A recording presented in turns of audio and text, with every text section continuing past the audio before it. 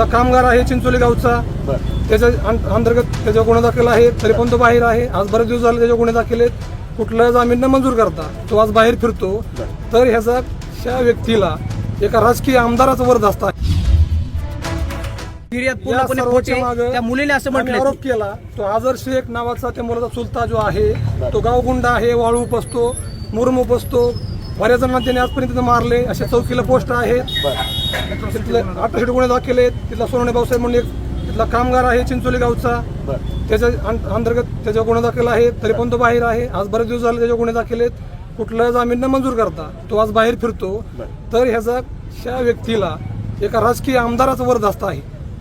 कुठल्या आमदार, कोण आहे तो आमदार? सगळं बोलणार आहे. 2 मिनिट. काही गोष्टी अशा झाल्या. रात्री 1 वाजता आम्ही त्या व्यक्तीचं नाव दिले चौकीला. 6 आरोपीला 6 आरोपी करा हे सगळ्यांना सपोर्ट करतो या मुलांना. आजपर्यंत या भिगवणमध्ये या मुलांनी बरेच वेळा दहशत माजवली आहे. अशा गुन्ह्याची नोंद आहे चौकीला, भिगवण चौकीला, तुम्हाला सांगतो. तर हे आरोपी असताना आज त्या FIR मध्ये नाव आहे याचं आझर शेखचं. आरोपी असताना तुम्ही चौकशी करून बघा, भिगवण चौकीला पर्यंत नाव आहे. हा आरोपी असताना त्यांनी रात्री 1 वाजता, आज रात्री 1 वाजता मी जागे होतो. माझी वहिनी बेशुद्ध पडली होती, त्यांचा BP वाढला होता. यशवंतराव हॉस्पिटलमध्ये त्यांना ट्रीटमेंट चालू होतं आयुष्यामध्ये. त्यांनी मी जागा असताना मी पाहिलं सहज त्याचं स्टेटस होतं की एक आमदार स्टेटस होतं. आमदाराचं कोण आहे तो आमदाराचा फोटो होता. नाव सांगा कोण आहे, फोटो दाखवा. फोटो आहे, फोटो दाखवा. आमदाराचा फोटो होता. आणि सांगितलं तो राजा हे राजा असतो. म्हणजे असं राजाच्या अंडर खाली काही काम चालतं का? कोण आहे तो आमदार? आमदार आहे.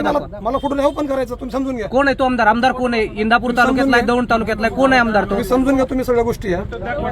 फोटो आणि त्या मुलीला तुम्हाला माहिती आहे, तुम्ही आरोप करताय त्या आमदाराचा.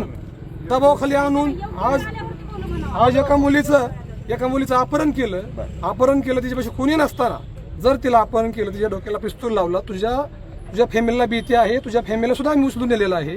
तिला पण त्या फॅमिलीला, तुझ्या 2 भावांना, तिला वडील नाही, दोन्ही भावांना आम्ही खलास करू शकतो. त्याला आम्ही पकडून नेलेला आहे. तू एक बाईट अशी दे की तू असंच बोल, तुला बोलल्याशिवाय पर्याय नाही, नसेल तुझा आम्ही खलास करणार. कोण म्हणलं इथं समोर आला असं त्या मुलीचा बाप असू शकतो. तेव्हा काय आता तर पोलीस आहेत, सगळेजण होतं. आता काय बोलणं झालं? आता काय बोलणं झालं? आता काय पुढची पावलं असणार? मुलीशी त्यांनी त्यांच्या प्रकारे मुलीवरती काहीतरी त्यांचे गुप्त यंत्रणाचे त्यांनी त्याच्या मुलीला त्याला खायला घातलेला आहे.